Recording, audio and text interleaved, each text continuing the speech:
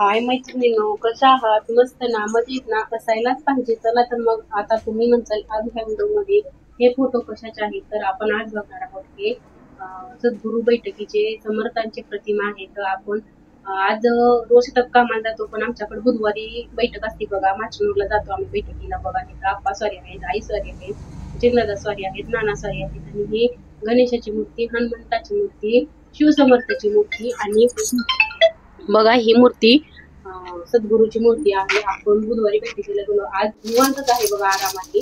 मग कपडे राहिले होते सकाळी, तसेच ठेवून येते. मग कपडे धुतले, मग कपडे धुवावे, कपडे कमी मुलांचे.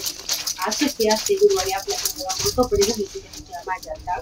आणि मुलांचे कपडे पण भरपूर घाण असतात ना, साबण लावल्याशिवाय, चांगलं धुतल्याशिवाय करून नाही. महिलांचं म्हणलं की घर काम भरपूर असतं बघा. आराम म्हटलं तर आराम तर नसतोच बघा, पण घरातलं काही ना काही काम असतं. त्याच्यामुळं कपडे धुवून आपण आता बघा धुवून वाळू घालणार आहोत. आणि साबण भरपूर लावून स्वच्छ धुतल्यामुळं कपडे छान निघतात बघा. आणि आता सुट्टे म्हणलं तर मग घरातले पण राडा होऊया म्हणलं कपडे झाल्यानंतर. मग आता बघू आपण काय करणार आहोत आज दिवसभराचं काम. महिलांचं म्हणलं की महिलावर म्हणलं की काम तर आलंच बघा. कारण हे काम म्हणलं की करता तर येतो बघा. एक दिवशी पण आराम भेटत नाही आपल्याला. आराम तर पाहिजेच असतो.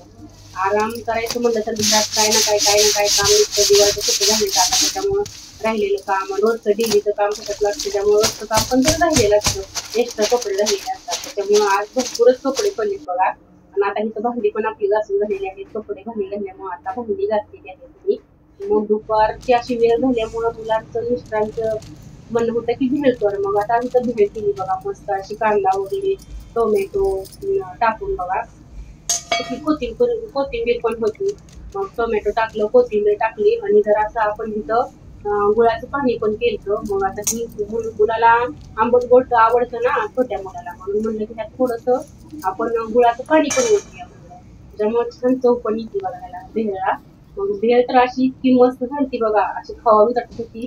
मुलं म्हणायची की अजून करा. ही पण जास्त पण भेळ खाल्ल्यानंतर संध्याकाळी जेवण करू वाटणार नाही ना. एवढी भेळ केली मस्त पैकी, असं ताव मारला भेळवर बघा. लिंबू वगैरे सगळं पिळलं, मस्त वाटायला लागलं, भरपूर पोट भरलं होतं.